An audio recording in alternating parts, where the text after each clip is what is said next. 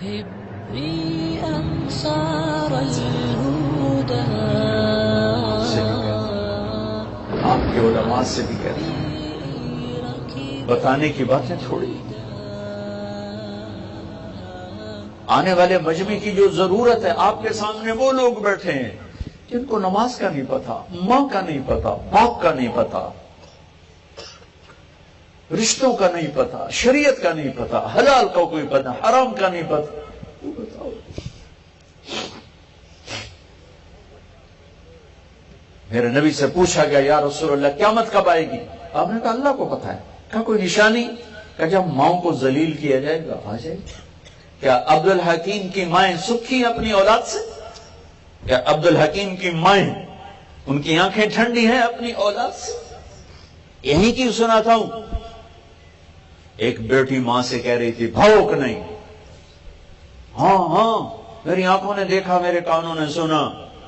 13-14 سال کی لڑکی بوڑھی ماں سے کہہ رہی بھوک نہیں، وہ آگے چپ، بس ساز خاموش ہیں، فریاد سے معمور ہیں ہم۔ وہ صرف رو رہی تھی، غالباً یاد کر رہی تھی جسے 9 مہینے پیٹ میں پالا، جس کے جنتے ہوئے سارا بدن دردوں میں تڑپ گیا، جس کو دودھ پلاتے ہوئے چھاتیاں لٹک گئیں، کبھی رات کو اٹھی، کبھی دن کو، کبھی پوتڑے دھوئے، کبھی پیشاب دھوئے، آج مجھے کہہ رہی ہے بھوک نہیں۔ ایک بیٹے کو سنا اپنے باپ سے کہہ رہا تھا تو آج تائیں میرے واسطے کی کیتا ہے؟ بیٹا باپ سے کہہ رہا ہے تو آج تائیں میرے واسطے کی کیتا ہے؟ اور آگے باپ کہہ رہا تھا اچھا میرا پتر، اوئے ہوئے ہوئے ہوئے ہوئے ہوئے ہوئے، کیا درد تھا ان الفاظ میں، اچھا میرا پتر۔ پرانی سنی بات ہے، مجھے اب رونا آ رہا ہے، تو آج تک میرے واسطے کی کیتا ہے؟ اب باپ کہہ رہا ہے اچھا میرا پتر۔ اس سے آگے اس کو سمجھ میں نہیں آ رہا تھا کیا کہوں، یہ مجھے کہہ رہا ہے کہ تو میرے واسطے کی کیتا ہے، ہر شے فنا کر چھڑی، تو آج تک میرے واسطے کی کیتا ہے۔ لہذا اس کو صدمے کی وجہ سے نا وہ بول نہیں پا رہا تھا، کہہ رہا تھا اچھا میرا پتر، اچھا میرا پتر۔ یہ ممبر سے بتانے کی باتیں ہیں۔ ایک صحابی آئے، یا رسول اللہ میرا باپ مجھ سے پوچھتا ہی نہیں، میرا مال اٹھا کے خرچ کر دیتا ہے۔ ہم نے کہا اچھا بلاؤ۔ اسے بلایا گیا، اسے پتا چلا میرے بیٹے نے میری شکایت کی ہے۔ تو عرب تو پیدائشی شاعر تھے، تو اس نے دکھ درد میں چند شعر کہے، زبان سے نہیں، دل ہی دل میں۔ جب وہ مسجد میں آئے تو جبریل پہلے آئے بیٹھے تھے کہ یا رسول اللہ تعالیٰ کہہ رہے ہیں اس سے کہو وہ شعر سنا جو تیری زبان سے ادا نہیں ہوئے، رب نے سنے ہیں، پھر وہ شعر سناؤ، پھر تیرا کیس سنا جائے گا۔ جب وہ آئے تو آپ نے کہا بھائی تیرا معاملہ تو بعد میں ہوگا، پہلے وہ شعر سنا جو تیری زبان سے تو ادا نہیں ہوئے، پر وہ اللہ نے سن لیے ہیں۔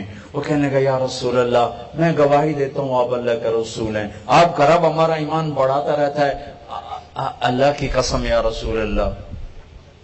بزم تصور میں چند کلمات آئے اور چلے گئے، زبان نے تو حرکت ہی نہیں کی، آپ کے رب نے سن لیے۔ کہا کیا کہا تھا؟ کہ بس میں نے یہ کہا تھا وَضَوْتُكَ مَوْلُودًا وَمُنْتُكَ يَافِعًا تَعُلُّ بِمَا أَجْنِي عَلَيْكَ وَتَنْهُلُ وَإِذَا ضَاقَتْكَ بِالسَّقْمِ لَمْ أَبِدْ لِسَقْمِكَ إِلَّا سَاهِرًا أَتَمَلْمَلُ كَأَنِّي أَنَا الْمَتْرُوكُ دُونُكَ بِالَّذِي تُرِكْتَ بِهِ دُونِي فَعِينِي تَحْمَلُ تَخَافُ الرَّضَاءَ عيني عليك وإنها لتعلم أن الموت وقت مؤجل فلما بلغت السن بالغاية التي إليها مدى ما فيك كنت أؤمل جعلت جزائي غلظة وفظاظة كأنك أنت المنعم المتفضل فليتك إن لم تر حق قوتي فعلت كما الجابر المجابر يفعل فأوليتني حق الجوار ولم تكن علي بمال دون مالك تبخل۔ بیٹا آج تو میرا گلہ لے کے گیا ہے، تو جس دن پیدا ہوا تھا نا اس کے بعد میں نے اپنے لیے جینا چھوڑ دیا تھا، میں نے تیرے لیے جینا شروع کیا۔ بھوکا رہ کے تجھے کھلایا، جاگ کے تجھے سلایا، گرم سرد ہواؤں سے لڑ کے تجھے عافیت کی چھاؤں میں لٹایا، روکھی سوکھی کھا کے تمہیں تر کھلایا، تیری ایک مسکراہٹ کے لیے نہ دن دیکھا نہ رات، اپنی جوانی کو رس نچوڑتا رہا، تیری ہڈیوں میں ابھرتا رہا، اتارتا رہا، تیری ایک ہائے ساری رات سونے نہیں دیتی تھی، تیری ہلکی سی بیماری ساری رات تڑپا کے رکھتی تھی، تیرا تڑپنا مجھے بے قرار کرتا تھا، جیا بھی تیرے لیے اور جاگا بھی تیرے لیے، بھوکا رہ کر تیرے لیے جوڑا، پیاسا رہ کر تیرے لیے جوڑا، وقت گزرتا گیا، میری ہڈیوں کا ارک نکل کے تیری ہڈیوں میں اترتا گیا، تو ایک پھلدار درخت بنا اور میں ایک خشک لکڑی بن گیا، تیرا قد سیدھا ہو گیا، بڑھاپے نے مجھے کمان بنا دیا، تیرا سینہ تن گیا، میرے ہاتھوں میں لاٹھی آ گئی، پھر مجھے خیال آیا جیسے میں اسے بچپن میں انگلی پکڑ کے چلتا تھا، اسے گود میں اٹھاتا تھا، اسے بازوں پہ اٹھا کے چلتا تھا، اسے کندھوں پہ بٹھاتا تھا، اسے کمر پہ اٹھاتا تھا، اب وقت آیا ہے، میں بوڑھا ہو گیا ہوں، یہ میرا ہاتھ پکڑ کے چلے گا، مجھے باہوں میں لے کے چلے گا، یہ میرا سہارا بن کے چلے گا، ایک دم تیرے تیور بدلے، تیری آنکھیں اوپر چڑھ گئیں اور تو نے مجھے ایسے دیکھا جیسے میں تیرا باپ نہیں، میں تیرا نوکر ہوں، تو مجھے خیال آیا شاید میں خواب دیکھ رہا تھا کہ میں باپ ہوں، میں باپ نہیں ہوں، میں تو نوکر ہوں، مجھے لگتا ہے میں خواب دیکھ رہا تھا۔ ہاں اچھا بیٹا، اگر تو نے مجھے باپ نہیں سمجھا تو ایک ضرورت مند پڑوسی سمجھ لے کہ آدمی اپنے پڑوسی کا حال پوچھ لے، تو اتنا تو میرے نال کرے، ہاں جڑا گواٹی نال کیتا جاندہ تو وہ بھی نہ کیتا میرے نال۔ ارے میں اس کا کیا ترجمہ کروں، میں تو جب کرتا ہوں روتا ہوں، میرے نبی رو رو کے برا حال ہو، اور آپ نے اس نوجوان کو یہاں سے پکڑا، یوں جھٹک لگا، اٹھ جا، دور ہو جا میری آنکھوں سے، انت ومالک لابی، دور ہو جا میری آنکھوں سے، تو اور تیرا سب کچھ تیرے باپ کا ہے۔ ممبر سے یہ بتانے کی چیزیں ہیں،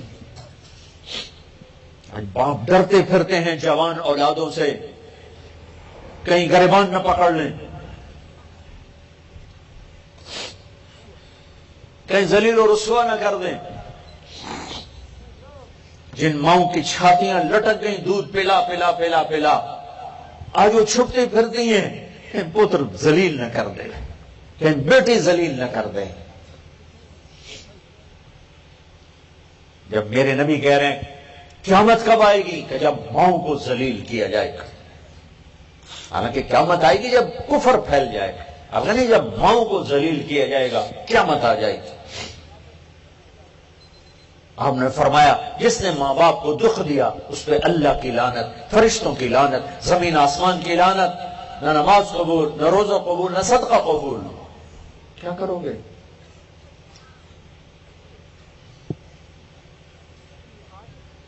ہاں بڑے شوق سے سن رہا تھا زمانہ، ابھی سو گئے داستاں کہتے کہتے۔ سنانا کیا تھا، سنا کیا رہے؟ بھائیو آپ سے بھی کہتا ہوں، علماء سے بھی کہتا ہوں، دین پیش کرو، فرقہ واریت کو پیش نہ کرو۔ گھر میں زندگی کیسی ہونی چاہیے بیوی کے ساتھ، بیوی کی خاوند کے ساتھ، یہ ممبر سے بتانے کی چیز ہے کہ آج نہ خاوند کو پتا ہے بیوی کو عزت کیسے دینی ہے، نہ بیوی کو پتا ہے خاوند کو عزت کیسے دینی ہے، نہ دونوں کو پتا ہے کہ اولاد کے ساتھ کیسا سلوک کرنا ہے، نہ اولاد کو پتا ہے کہ ماں باپ کے ساتھ کیا کرنا ہے۔ کتنا بڑا دین ہے جو نہیں بتایا جا رہا۔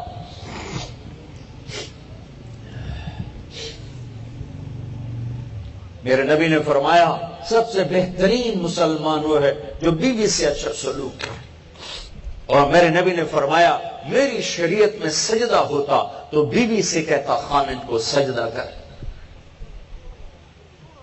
اور آپ نے فرمایا سب سے پہلے ترازو میں جو عمل تولا جائے گا وہ بیوی سے سلوک تولا جائے گا، اور بیوی کا خامد سے سلوک تولا جائے گا۔ اتنا خوبصورت رشتہ آج کتنا تباہ و برباد ہے، گھروں میں آگ لگی ہوئی ہے، پتہ نہیں اس آگ کو بجھانا کیسے ہے۔ میرے نبی والے اخلاق، میرے نبی والی پاکیزہ زندگی، میرے نبی کا درگزر اور معاف کرنا، یہ بتانے کی چیزیں کیا بتا رہے ہیں، کدھر لے جا رہے ہیں؟ جب بغداد پہ ہلاکو آیا تھا تو شیعہ سنی فساد و عروج پر تھا۔ جب بغداد پہ ہلاکو آیا تھا تو حنفی شافی مناظر عروج پر تھے۔ 317 ہجری میں حنبلی غیر حنبلی ایک آیت عسیٰ ان یبعثک ربک مقاما محمودا پر جو علماء نے آگ بھڑکائی، ایک مجلس میں 300 آدمی ذبح ہو گئے۔ نہیں سمجھے تو پھر اللہ نے ہلاکو بھیج دیا، اس نے حنبلی شافی مالکی حنفی مقلد غیر مقلد شیعہ سنی سب ذبح کر کے دریاؤں میں بہا دیے۔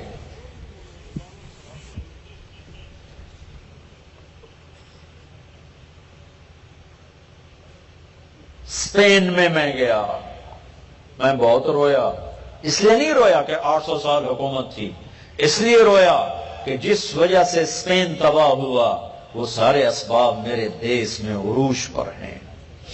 جب مسجد قرطبہ اللہ رسول کی صدا بلند کرتی تھی تو یورپ اسپین کے مسلمانوں کے سامنے نوکر بن کے کھڑا تھا، اور جب اسپین کی مسجدیں فرقہ واریت کا مرکز بنی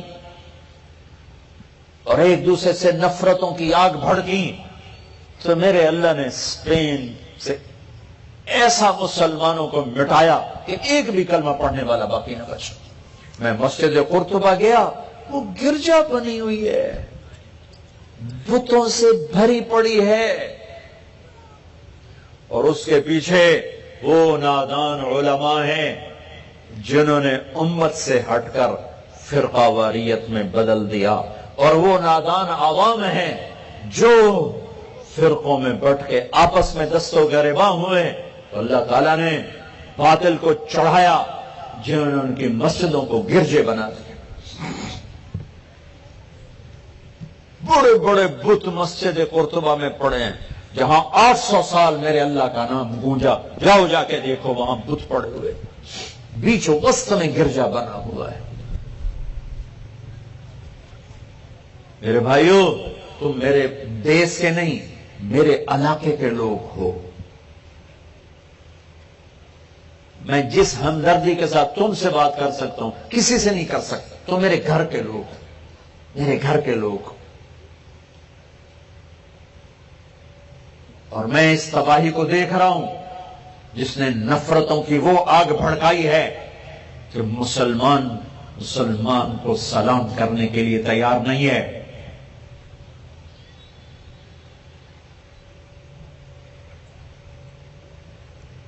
تو بھائیو، آؤ آج ہم امت بننے کی نیت کریں، مسلم بننے کی نیت کریں، مومن بننے کی نیت کریں، اپنے اپنے راستوں پہ چلو، لیکن اوروں کو عزت دو، اوروں کو عزت دو۔ علماء سے بھی عرض کرتا ہوں، امت بناؤ، امت بناؤ۔ ہاں، جو تمہارے مسائل عقائد ہیں جو پوچھنے آئے اپنے سوچ کے مطابق اس کو بتاؤ، ممبر کو فرقہ واریت سے پاک کر دو، یہاں اللہ کی تعریف کرو، اللہ کے نبی کی تعریف کرو، اللہ کی جنت بتاؤ، اللہ کی بندگی بتاؤ، ماں باپ کے حقوق بتاؤ، بیوی کے حقوق بتاؤ، خاوند کے حقوق بتاؤ، اولاد کی زندگی بتاؤ، حلال کا معنی بتاؤ، جنت کا راستہ بتاؤ، جنت کی نعمتیں بتاؤ، محبت کے فضائل سناؤ۔ تھوڑے مضمون ہیں بیان کرنے کے لیے، صرف ایک دوسرے کو توڑنا ہی مضمون رہ گیا ہے۔